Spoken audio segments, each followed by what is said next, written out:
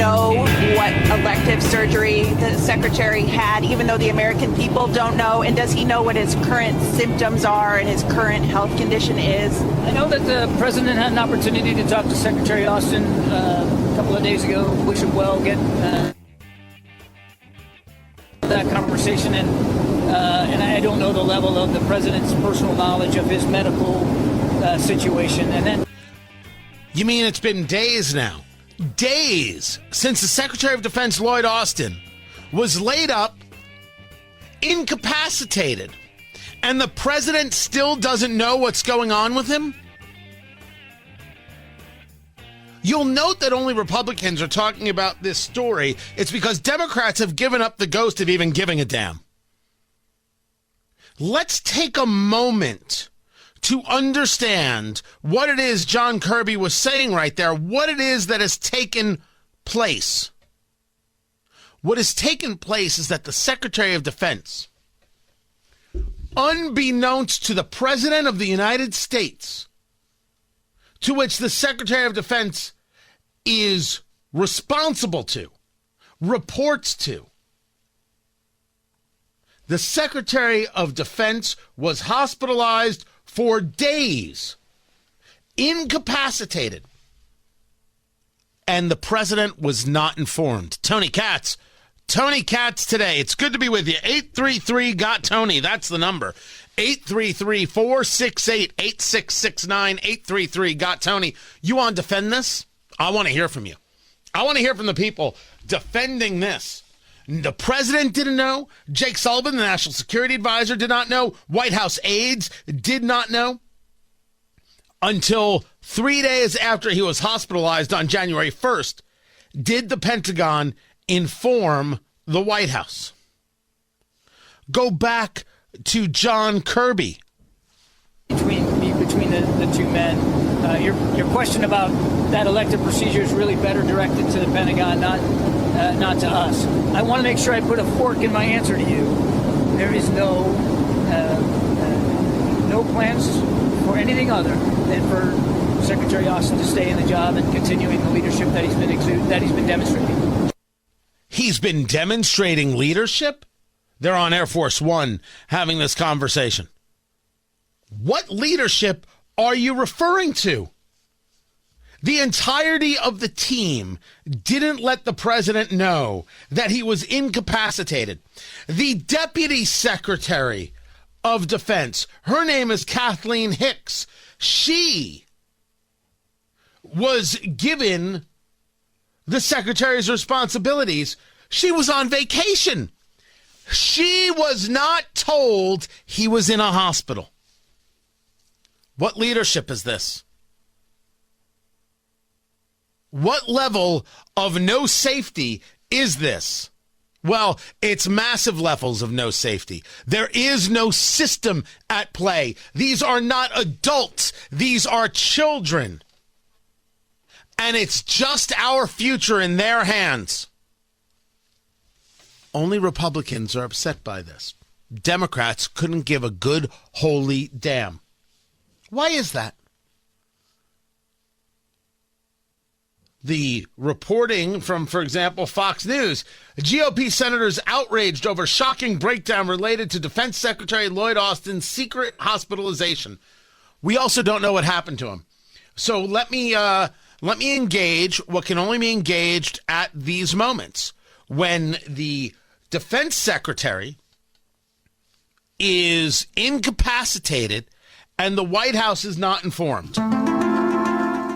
Secretary Lloyd Austin was poisoned by the Russians. Wait, hold on. Nope, that we have absolutely no proof of that at all. Tony, you can't say things like that. Okay, I apologize. We don't want to speculate on why the defense secretary was hospitalized, and we have not been told why has happened. The secretary was poisoned by the Chinese. Nope, Tony, you can't say that either. You're not allowed to say things like that. You cannot say anything regarding, you have no proof of that. That is only going to engage in fear, Tony. You can't do it. Fine. I won't say anything like it. Secretary Lloyd Austin was attacked by the Israelis. Well, it's about the Jews, and that's fine. You can say anything you want about those people. It's totally okay. No, Tony, you can't really say that. But they said I could say it. Yeah, well, that's because they hate Jews, but they don't want to say they hate Jews, so they'll let you say it even though they don't want you to say it. But you shouldn't say it because you're actually a decent person. I have no idea what happened to Secretary Austin. I don't have the slightest clue. That in and of itself is a problem, and that is going to engage this. Get ready for it. You're going to hear it everywhere, all over the place. But let's go back to that headline. GOP senators outraged over shocking breakdown related to Defense Secretary Lloyd Austin's secret hospitalization. That's Fox. Axios. Republicans erupt over secrecy in Defense Secretary's hospitalization. Those are actually different headlines. Republicans erupt. Senators outraged. They're different headlines. The question before us is, how come no Democrats are upset with the total breakdown in communication? Speaking of, I've got the threat of China. I've got the Houthi rebels thinking that they're in charge of the navigable seas, and the United States is letting them do it. I have got an issue on the southern border that is bigger than anybody talks about. I have got Russia trying its best to break any line they can in Ukraine, and I have got Israel and Hamas in a fight to hopefully Hamas's death. You're the president of the United States. You got all this going on. You haven't heard from your defense secretary in 3 days? Oh, I know. Joey's on vacation having a little bit of ice cream saying this is the life. Top of the world, Ma. From Scranton to St. Croix. That's where he did his vacation. He wasn't in touch with his defense secretary for 3 days. Well, now I have a question. How often does he speak to his defense secretary? How often? How often does he speak to his team? I have questions. I would like an answer to the question. I think you would too. No one notified the White House. So first you've got the total breakdown there. The total, no one for 3 days. For 3 days, no one thought to call the president. No one said in a meeting, by the way, anybody call Joe? No one said that. If your mother was in the hospital, an hour, 2 hours, 3 hours, 4 hours, 5 hours would go by. You're sitting there at 2 a.m. You're waiting to get some information from this surgery. And someone would say, should we call Aunt Frida? Somebody would ask that question. And for 3 days, no one asked, anybody call Joe? Should we call Joe? As a matter of fact, as was reported, Secretary Lloyd Austin's chief of staff was herself sick. So because the chief of staff has got the sniffles, nobody else in the office knew how to pick up a phone? Oh, that's not my responsibility. Oh, that's not my job. Oh, that's not what I do. Is that right?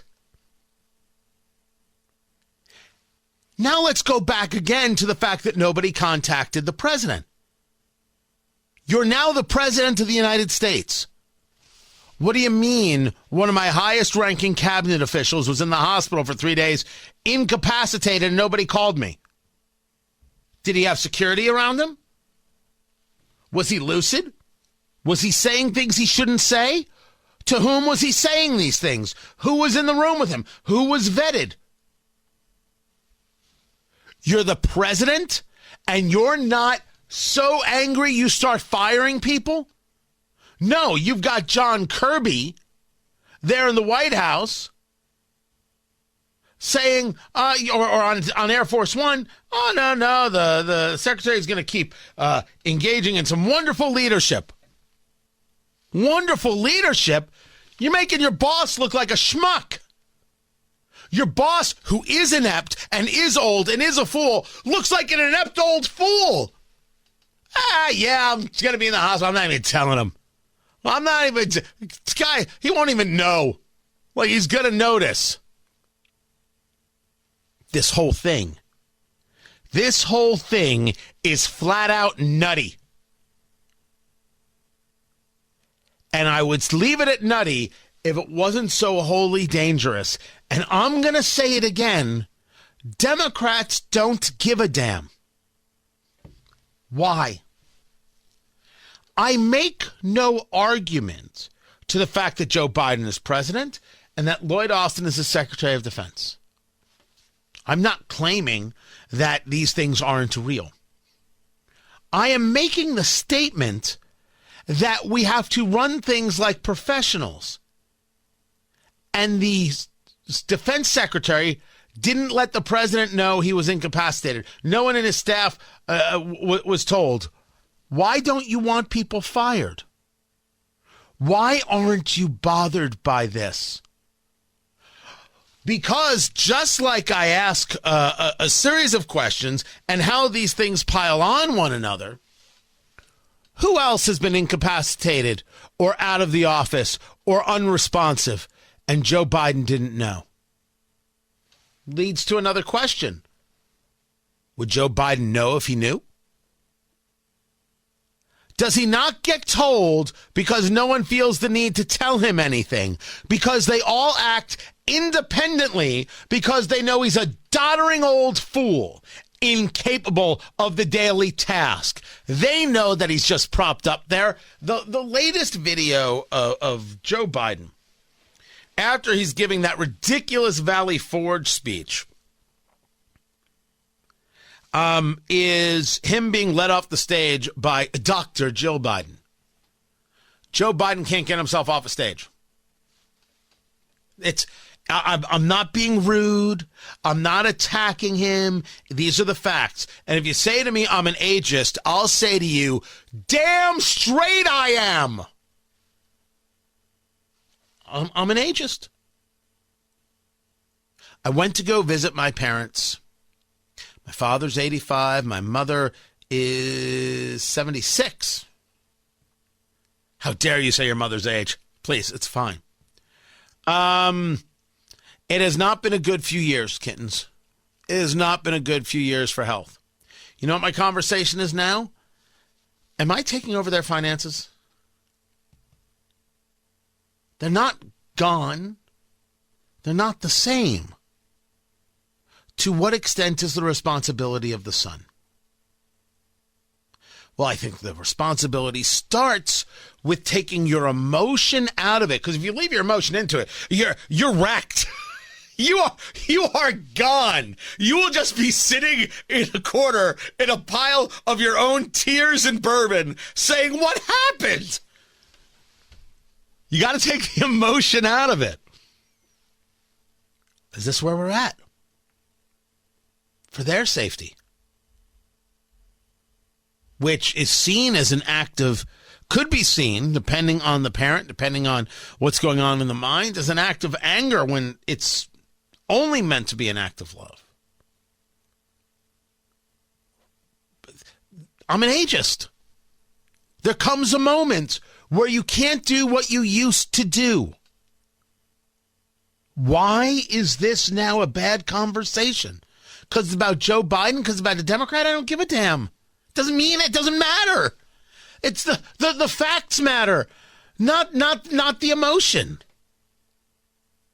How many times has no one told Biden? And how many times has Biden been told and not remember he was told? Series of questions that come from this. And the idea that Lloyd Austin, the Secretary of Defense, isn't going to lose his job? These are not adults in charge by any stretch of the imagination. Any president who would accept this is a damn fool. I'm Tony Katz.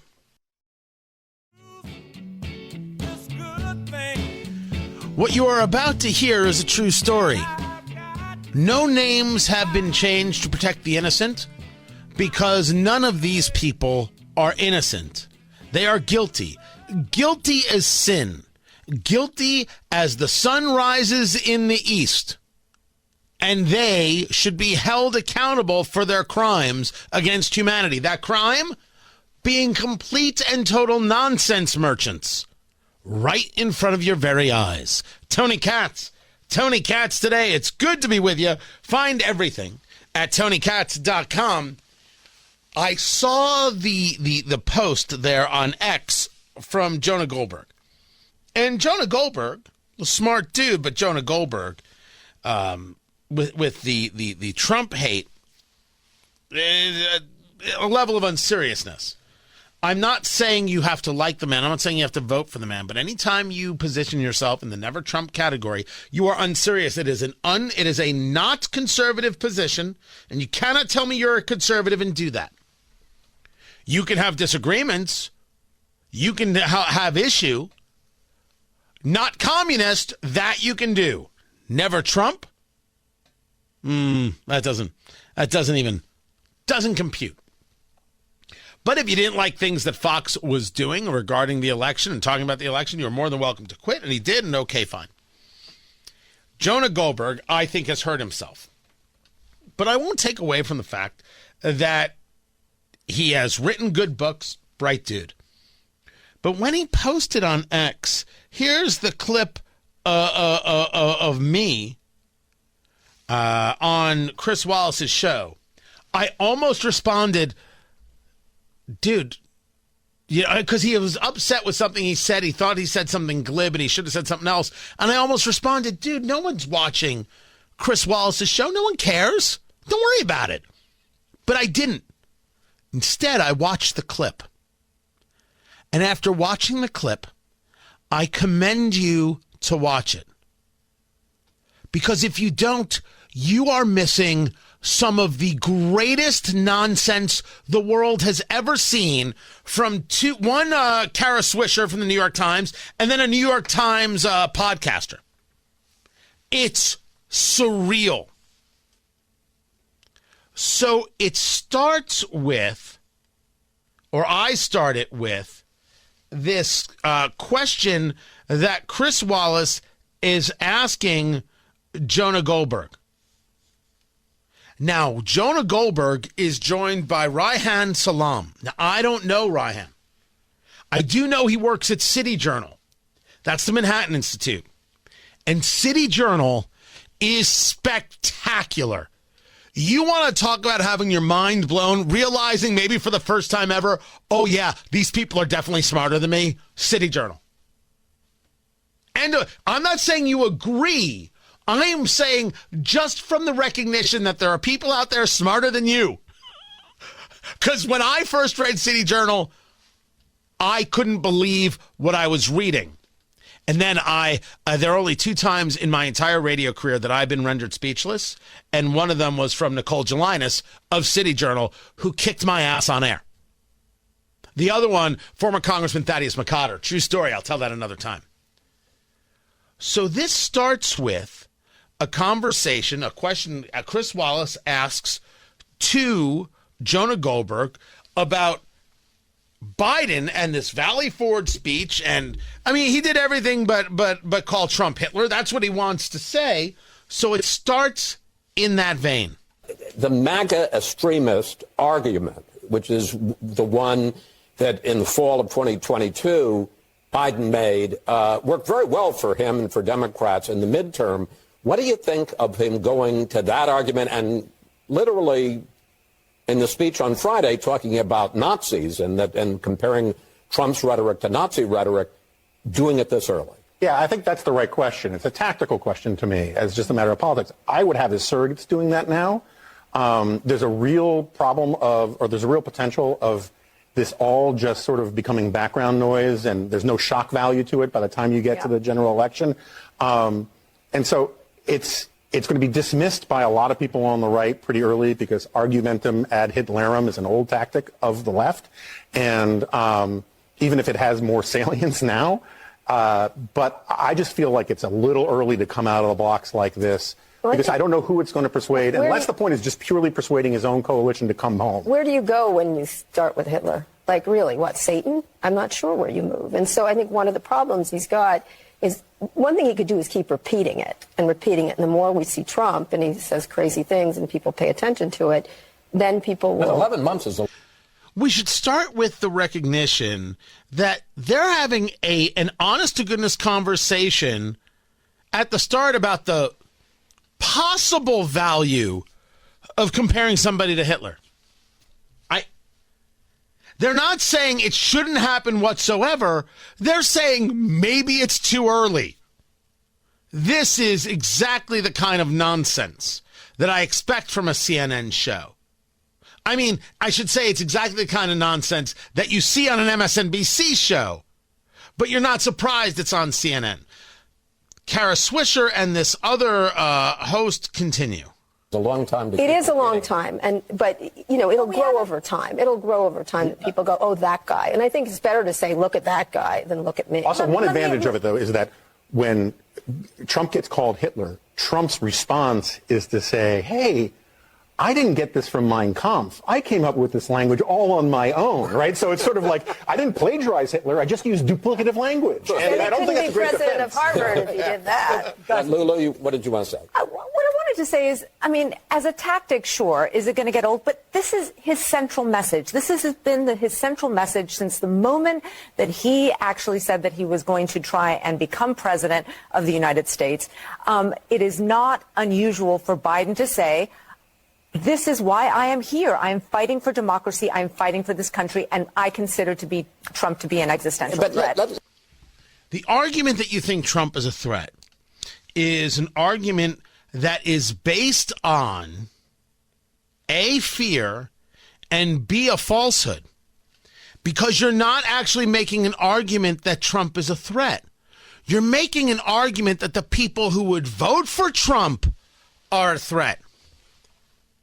And this is the topic that would need to be discussed if this was an honest conversation. First, they're arguing when is the practical moment to compare someone to Hitler, which is disgusting from all of them, anybody who's participating in this. And secondly, none of this is about Trump. It's about the people voting for Trump. And the willingness to dismiss and attack and destroy and vilify them. Now it gets interesting. Let's be honest about something.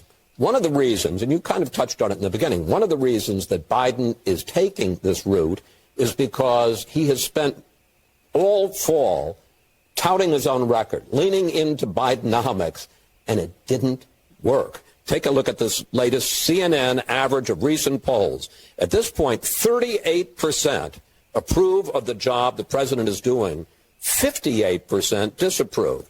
Raihan, I mean, he was making the affirmative case for himself, and folks weren't buying it. Joe Biden's best chance right now is to have a low turnout election. We are in a very different moment right now in which in the past, the assumption was always among progressive activists, we need to get folks to turn out. We do better in presidential years than we do in off-year elections. Now it's very different. Jonah mentioned very astutely that in 2022, these tactics worked because you had a somewhat more affluent, more educated electorate. A lot of folks were on the sidelines. What Biden is trying to do here, I suspect, is trying to demotivate some folks, number one. Number two, try to see to it that people who might otherwise go to a no-labels candidate or to Robert Kennedy Jr. stick with him out of the sense that the alternative is so noxious and terrible. Now, that might be true. That might be very true, and the reason Joe Biden is doing what he's doing. But it gets nutty, because then they start getting into a conversation about DEI, diversity, equity, and inclusion, which, of course, is bigoted. So these are the people who started with the conversation about whether or not utilizing Trump comparisons is a matter of timing. Now I've moved into the DEI conversation. I promised you the madness. I said that it was crazy town. You're going to hear from all four of them, including Kara Swisher of the New York Times, and you're going to hear from this podcaster. I can't make this up, kids. About after the murder of George Floyd. I think there is a broad sense that racial reckoning involved smuggling in certain really contentious ideological ideas that weren't ultimately about diversity, but rather were about imposing ideological uniformity. When you're looking at DEI bureaucracies, what really is noxious about them is that they actually don't respect all sorts of diversity, including viewpoint diversity, including the fact that, look, in some cases, you have groups that are overrepresented, and that can be okay. You know, the point that J.D. Vance was making about the Dallas Mavericks is that it can be good and healthy and reasonable in some domains to have overrepresentation. And that means that underrepresentation can also be. She said. Well, you can say it's ridiculous. You can make that assertion, but fundamentally the fact that, you know, I am one second-generation Asian American on a panel of 4. I am massively, massively overrepresented. But I think it's reasonable to say that you're going to judge people based on their merits. And when you're looking at organizations that count that matter, that are high-performance organizations. Excuse me. The woman interrupting is very, very important. And I know this because she says ridiculo and then says excuse me, and interrupts. But it is absolutely true what Reihan Salam is saying here. He would be overrepresented on a panel of 4 based on the statistics of the nation. But he's on the panel because he has got a skill set that allows him to be able to engage these conversations effectively. That's a legitimate statement. The leftists from the New York Times have no time for this. And this woman, this podcaster, is interrupting him. I need you to remember that. It's called foreshadowing, kitten. I need you to remember that. She interrupted him. This is the burden, and I can't tell you how infuriating I find it. This is the burden that always comes with representation. The idea is that because you are a person of color, suddenly it is you are only there because it is some noblesse oblige. It is because some white guilt put you there because there was some DEI initiative, and you can't win either way you look at it. I mean, what infuriates me is you look at the whole Claudine Gay thing, and everyone's talking about DEI. This woman cannot win or lose either. If she is there, I'm happy to talk about no, Claudine let me finish. Gay, Let me finish. If she's You interrupted him. He said he's happy to talk about Claudine Gay, and then you keep saying, let me finish. You interrupted him. But wait. there, it's because of DEI, that they put her there because she's black. If she loses and they kick her out, it's because she actually was never good enough to be there in the beginning, and she was. You can't win in this situation, and it is infuriating as a person of color to constantly have this cudgel put on our. I get the argument you can't win, but you also can't have it both ways. You can't celebrate and tout that someone was hired, and it's a wonderful thing to expand diversity, and Harvard went full tilt talking about how great it was to hire the first black woman, and then say all of a sudden... The first black person. It wasn't even the first black woman. It was the first black person. I don't care. The point is that she got caught obviously plagiarizing, and that is those are the facts that, you know, there's this massive... This was an ideological, very well-funded... The motives of the attack don't change the fact that she plagiarized. It doesn't matter to them that she plagiarized. Listen to this defense of DEI. The plagiarism doesn't matter. It was a well-funded attack by Christopher Rufo, whose name will come up in this, who is a compatriot of Reihan Salam over there at the Manhattan Institute. It was all an attack because she's black. No, she plagiarized. It got found out. The accounts are dozens and dozens of pieces of plagiarism, engagements of plagiarism. But the DEI people don't care. It doesn't matter to them. And where I disagree with you, Kara, is when you say... When somebody fails who's white and who's a man... Let me finish. You mean like the when someone who president fails... yes. When someone... Nobody... In fact, there's books written about this. Fail and then come back. look at Pivot. Exactly. Pivot. Nice way to get in your podcast. Pivot. And then when a person of color fails, all of a sudden it's an indictment of an entire system that the right doesn't This is so ridiculous. She was a graduate of Exeter and Stanford with a PhD from Harvard. And you know why? Second generation Haitian American who came from a family that dominated the concrete industry in Haiti. She was not the wretched of the earth. She was someone who should be judged on her merits. Her chief qualification. Wait. Here is the dissertation, the explanation of who Claudine Gay, the former Harvard president, is. Her story. She comes from the elite of the elite, a wealthy family in Haiti. Exeter, you're talking about one of the finest, quote-unquote, finest private schools in the nation. Stanford, Harvard PhD. And then he makes the statement, she's not part of the wretched refuge. And what does this DEI drama queen from the New York Times say? Wait, if you're black, you're wretched? No one said that. No one came close to saying that. But when your entire world and existence is predicated on race, this is all you can do. It is incredible. I'll have it posted over at TonyKatz.com. Sarah, we got to get that done. It is unbelievable because I haven't gotten to all of it. It's unbelievable. And you'll note that when she interrupts, it's fine. But when one of these two men responds, hold on, wait your turn, wait a second. They are disrespectful, these DEI people and these acolytes, these progressives, these elitists, these smug pseudo-intellectuals. You must watch this. And then don't let these people anywhere near power. I'm Tony Katz. A lot of people want to tell you how homicide is down across the country. Crime rates are down. It's because the Democrats are doing such great work in the cities. And of course, we know that's not true because if you ask anybody who lives in those cities, they will tell you that lawlessness is through the roof.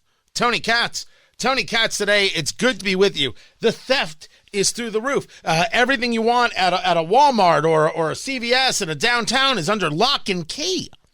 And maybe not everyone, but far too many of them. You can't just go in and shop like a normal person because the theft is rampant.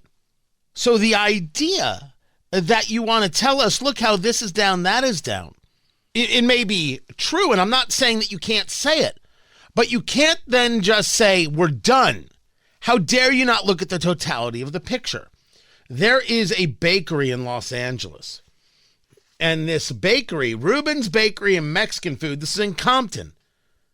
It was the target of a smash and grab. They used a car, a Kia, to drive into the storefront.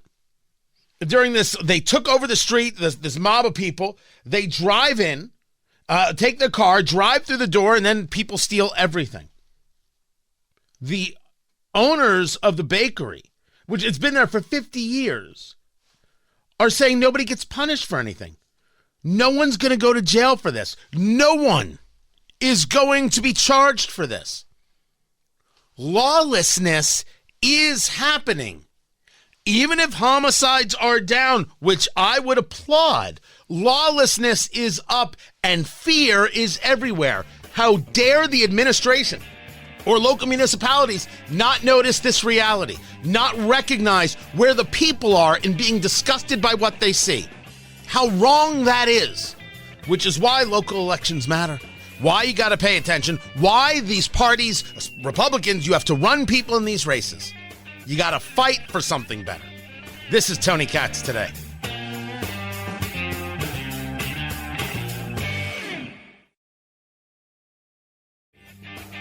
So it started with the conversation about an abortion that was provided to a 10-year-old. It's a disgusting, awful story of abuse and of rape. It comes from Ohio, but it ended up in the state of Indiana, where you had a doctor, Caitlin Bernard, performing this abortion, and it made national news. Tony Katz today. Good to be with you. But the information getting to the public, well, that's been an interesting question. Was the doctor in this case, Dr. Caitlin Bernard, in the wrong for sharing information with a reporter, as opposed to engaging the confidentiality of a client?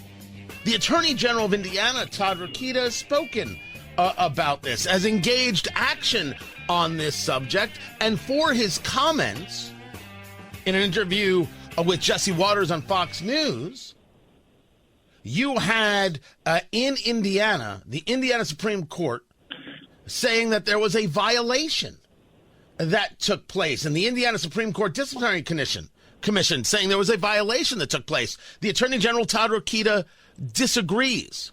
There was then another conversation that could impact his work as Attorney General. The Attorney General joins us right now.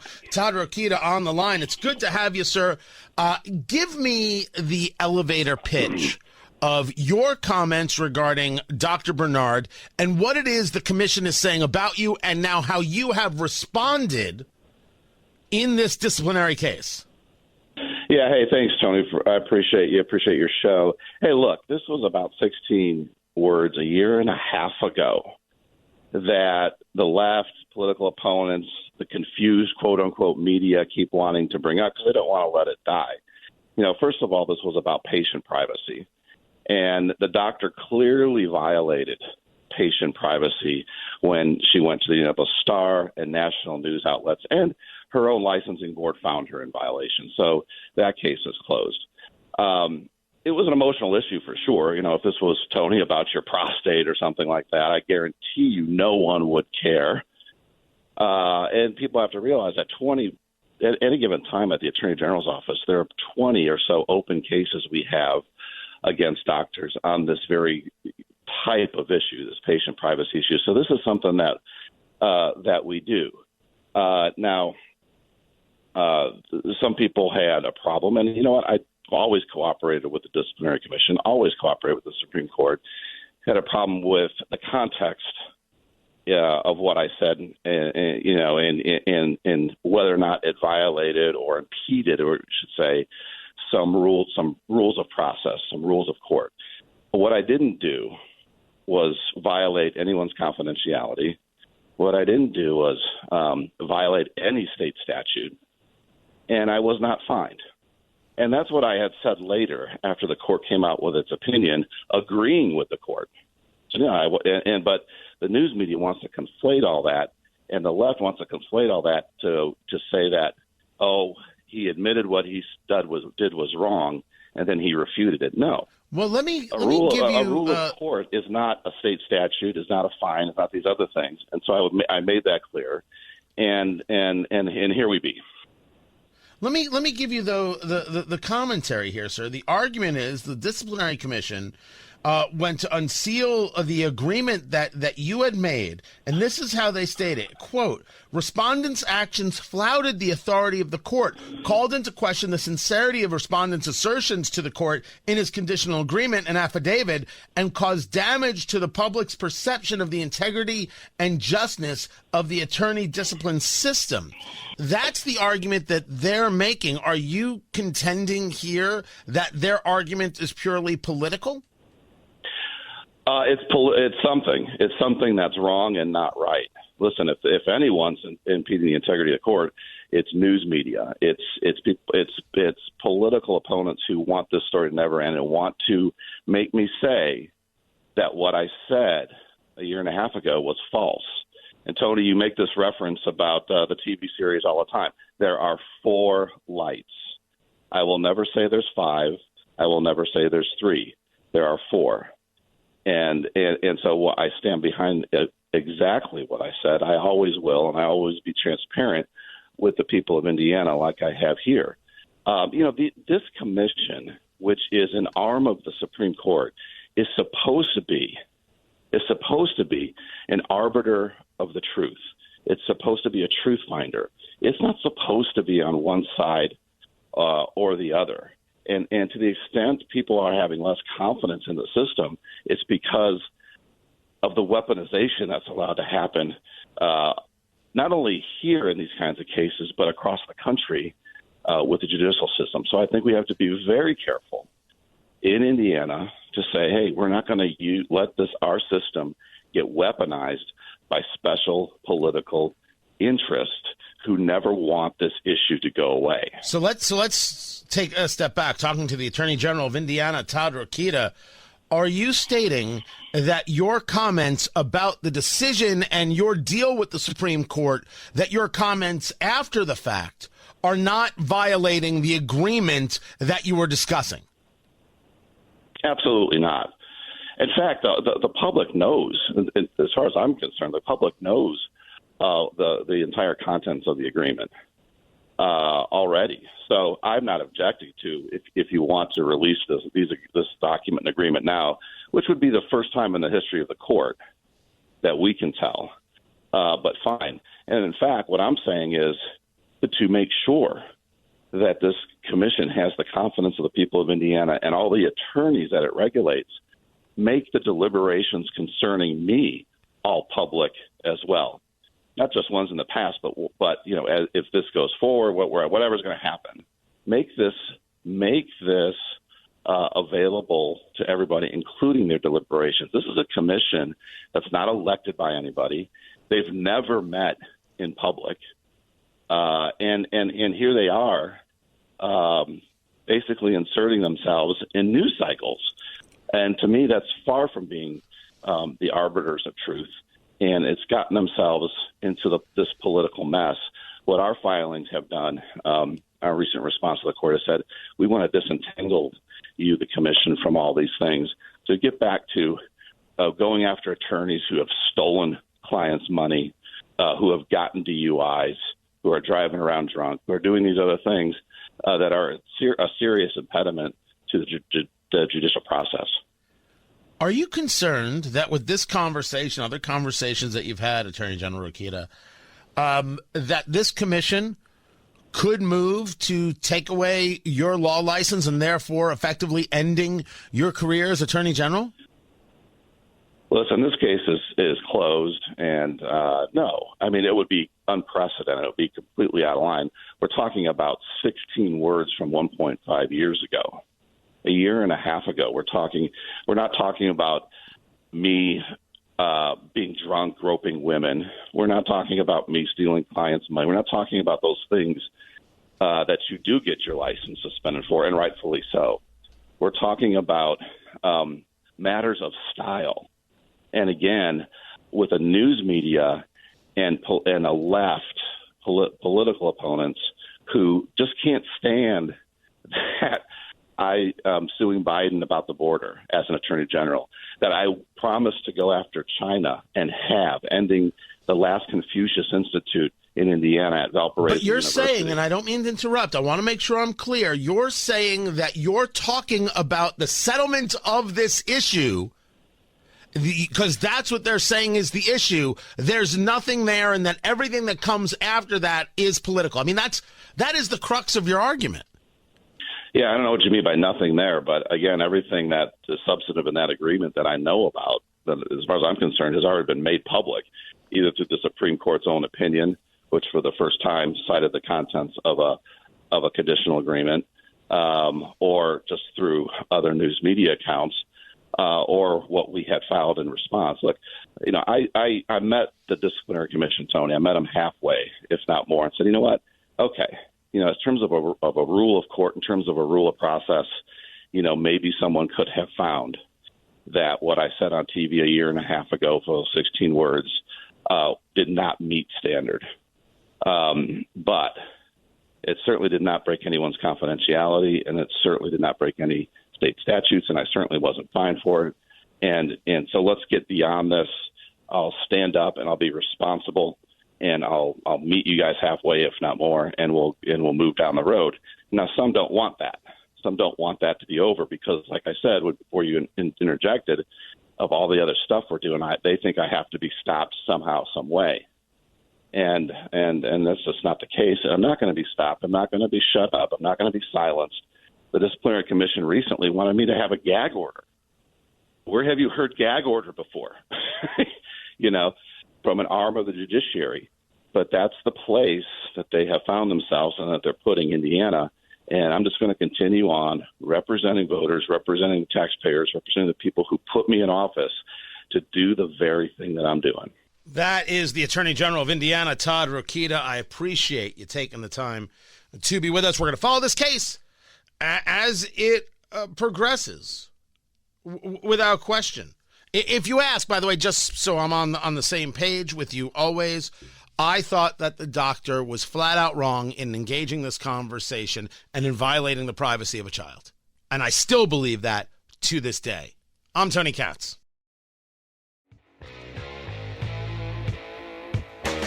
So this economy of ours seems to want to do well. That doesn't mean that it's doing well. But Tony, the jobs numbers were up. Well, yeah, but they've also been revised downward. Tony, the gas prices are down. Yes, that part is absolutely true, but you still don't feel a level of relief. You don't feel a level of, all right, we're through this. And the question is, why not?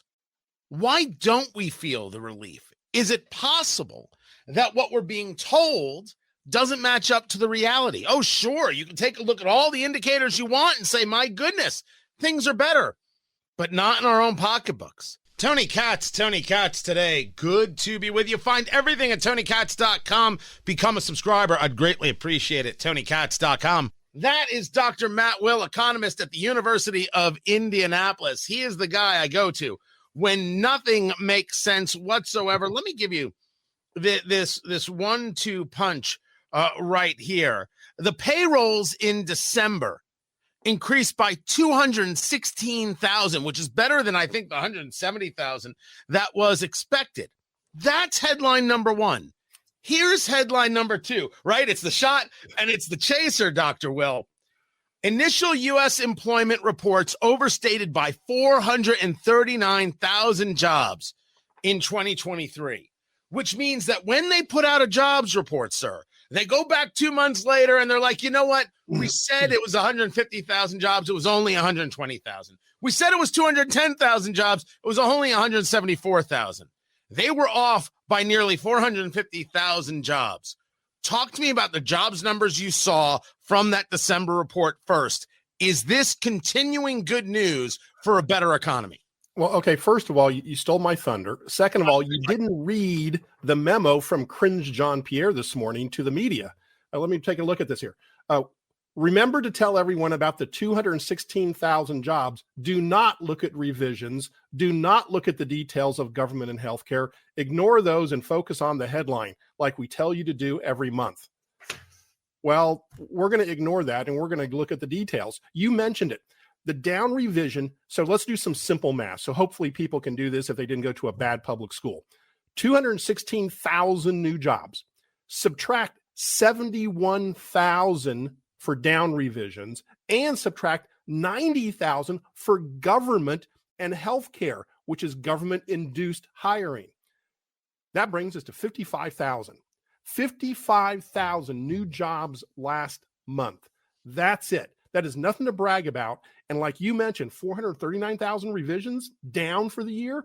That's not even for the whole year. We don't have the December revisions. It could be over 500,000 jobs. Tony, we lied to people last month. You and I were bragging about how great the jobs report was. You said, look, you don't want to bear bad news. If it's good, it's good. We told the world it was good. We were wrong. Wait a second.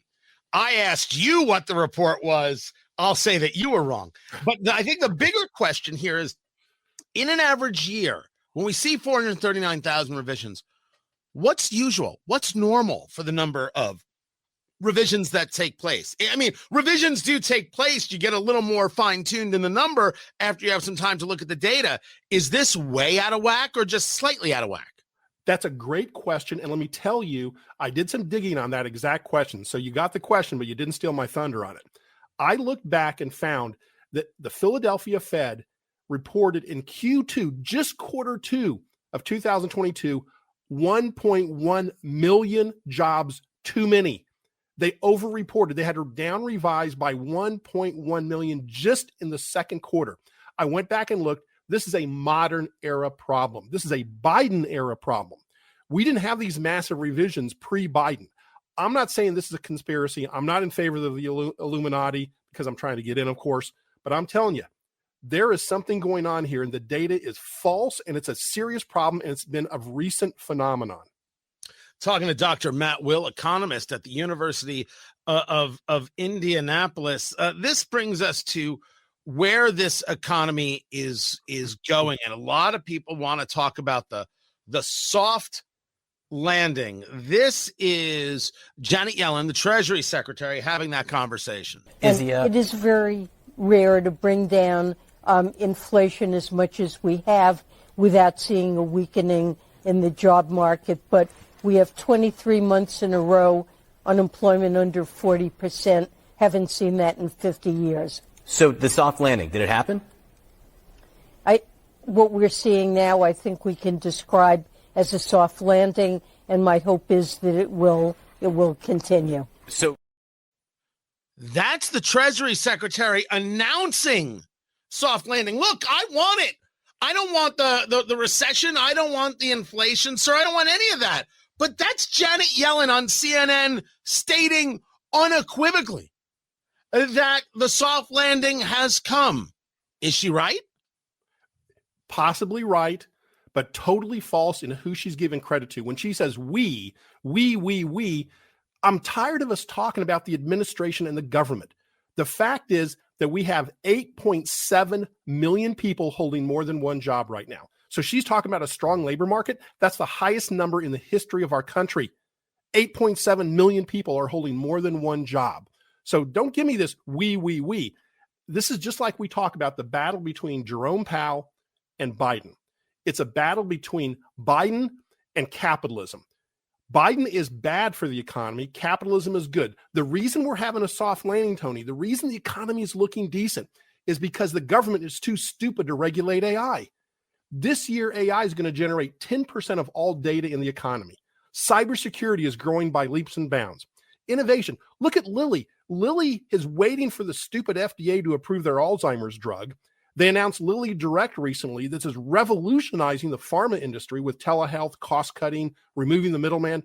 There's a lot of innovation going on, and the economy is doing well in spite of Biden, not because of him. It's in spite of him. Well, let's talk about something that's doing well. This is the Energy Secretary, Jennifer Granholm, talking about gas prices. You know, for us in the U.S., the gas prices, for example, are at $3.09 today, 3.089, something like that, more than $1.93 lower than the peak after Putin's war. 30 states, the average is less than $3 a gallon. So we aren't seeing the price per barrel or the impact at the pump. Now, you and I have discussed the price per barrel, talking to Dr. Matt Will, economist at the University of Indianapolis. And the price per barrel issue is because China is utilizing much less oil. They're doing much less production, which is a big conversation about this world recession in China and their economic issues in Europe, et cetera. But in my beloved Indiana, yours too, you drive down the road and gas is indeed under $3 a gallon. So they get to take some credit for that. You're saying it's undeserved, but they can take the credit. No, they can't take the credit because when they came in office, it was under $2 a gallon. They shot it up over $4 a gallon, and they bring it down. How does this math work? How gullible are people that they think, let's make it really, really bad, and then when we improve it a little, we'll take credit for the improvement, but please don't look at the bad. This is like the revision in the employment numbers. Look at the headline today. Please don't look at the last year and a half when we've had to revise it by over 1 million jobs. This is totally bogus. The recession globally that's happening in China and Germany is pulling down the gas prices. After they had already jacked it up and they came into office, it was lower. That's just the reality of the situation. The policies of this administration are destroying the economy, and the great innovation of capitalism and our corporate America is what's growing the economy. And I hope the capitalism wins and Biden loses. So this falls in line with the conversation you've had consistently, that this economy has been a conversation of Biden versus Powell and who wins this fight. This is a comment that I got on our conversation. The economy is outperforming all expectations, and it's because of the positive impact from the Inflation Reduction Act and a president who, despite MAGA theater, is a good and decent man who believes in smart policies. Elect a president who doesn't believe in democracy, and you end up with the chaos that was 2020 and January 6th. I bring this up to you, sir, not to get your political perspective on this, but rather this seems to be, when we have conversations about the economy, where people go. It's a retreat to political fiefdoms and ideology as opposed to the data itself. Is your argument regarding Biden and the economy, is that your political belief, or is that the data that you see and you are able to interpret? It's just factual data. I mean, first of all, that statement is a lie. The Inflation Reduction Act was an Inflation Creation Act. Even the most liberal of economists admit that. So that's just factually wrong. The data tells us that private industry, AI, is growing at 10% in the economy. That's private industry. That's not the government. Like I said, thank God the government's too stupid to regulate AI, or they would shut it down. The things that Lilly is doing, CrowdStrike, you name Adobe, Salesforce, NVIDIA, what those companies are doing are revolutionary. Tony, I could give you stories of what insurance companies are doing with AI to improve the efficiency of claim services, to give you cheaper rates on your policies. I have lots of those stories I can share with you. I have them right here, right now. Those people are doing great things. It's not Biden. And people that throw in the politics of MAGA are trying to distract you from his bad policies. So how often do you run into this? You're an economist at a University of Indianapolis, right there in the heart of the city. Do you run into, amongst, never mind a student set, but amongst a professional set? And I don't need you to out people or put yourself at a risk per se, but do you run into people who mistake their ideology for data, for fact, for research, for policy? Yes, and there's a phrase, and I forget at the top of my head what it is exactly, but I can tell you of people that are even liberal politically in the university setting who have to bite their tongue and shut up because there's a political narrative that occurs that contradicts the facts.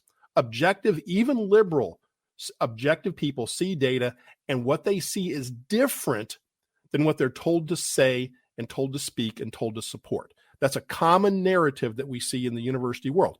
I have a lot of colleagues at my university who are very good at speaking the truth, and we don't get in that much trouble. But I know other people who are biting their tongue, not saying what they know is factually true. It seems to be a constant refrain, and certainly seems to be constant that people want to utilize their politics as a way of proving every other data point. But we get back to where we're going. And this idea of the soft landing, which would mean we are able to lower inflation and get out of this moment without recession. The Fed had indicated that they were looking at 3 interest rate cuts for 2024. But then a look at the minutes of that meeting contradicts that and says, well, we hope, but we're not sure we're going to be able to do it. The minutes say that everything we said out loud isn't necessarily true. Where are we feeling, or what indicators should we be looking at to see whether or not the soft landing can actually occur? You know what? I want us to stop looking at the Fed minutes. I want us to stop looking at the reports coming out of the BEA and the BLS.gov. I want us to look at the economy, because that's going to tell us the soft landing or not. The federal government's doing a terrible job. The first 2 months of this fiscal year, $164 billion deficit. That's a $2 trillion for the year. We're forecasted to have a $2 trillion deficit. The government is doing nothing but harming the economy with that. It's the capitalism that's going to make us have a soft landing. It's innovation. I'm hoping that the government fights. We have a nice debate, and it gets ugly for this election year. Because if they're busy fighting, they're not going to mess with the economy, which improves our chances of a soft landing, because innovation will win the day. I sincerely believe that. I know it sounds abstract, but I really believe that, and I give you information, company after company after company, that's doing great things. Well, if you keep telling the government to regulate AI, you got to stop that. Don't give them ideas. You got to stop it. Just like, thank goodness they didn't regulate the internet when it was developed. We wouldn't have the internet today. Don't give them idea. I'm trying. Help me help you. That's all I'm asking for, Doctor. Sorry, I apologize. Dr. Matt Will, economist at the University of Indianapolis. I appreciate you taking the time to be with us. I'm Tony Katz. This is Tony Katz Today. So we've got a spending deal, kind of, maybe. I assume it's going to go through. It really is up to Republicans. Tony Katz Today.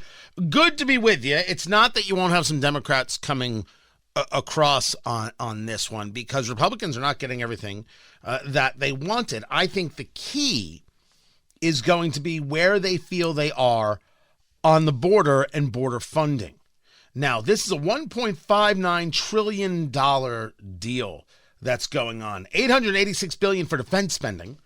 And then you have $704 in non-defense spending. And then you've got a $69 billion side deal that's adjustments that's going to go toward non-defense domestic spending.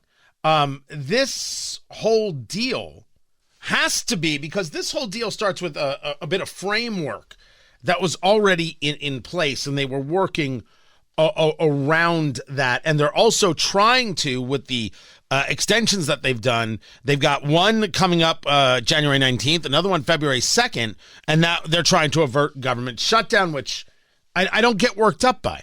I can't get myself to be worked up by them not doing their job. It just seems crazy to me. Seems flat out silly. But so that's where a lot of this framework already is. But the issue here is going to be border. That's what is going to, in the House especially, be the issue of getting something passed. You already have Chip Roy of Texas saying, quote, "We must make funding for federal government operations contingent on the president signing H.R. 2 or its functional equivalent into law and stopping the flow across our border." Which means you could have Republicans saying, we're not voting for this. You don't have enough for the border here. Sorry, Mike Johnson, we don't have enough. We don't have it. Which, why'd you bring in Mike Johnson as speaker then? Why'd you have to get rid of Kevin McCarthy if this was going to be the case? Also, remember, the majority is ever shrinking. You got rid of Santos. Kevin McCarthy resigned, which, sorry, that was a blank you to the Republicans. It was what it was. I would say that to the man. And Steve Scalise is dealing with a medical issue, and so he's out. So your majority is like, what, 1-2 people? Yeah, it's going to be tight. And then there's the question of how it's going to do in the Senate. We'll see that. But first, where's the House on this? And you don't have some of these Republicans. You just don't. And they're not wrong.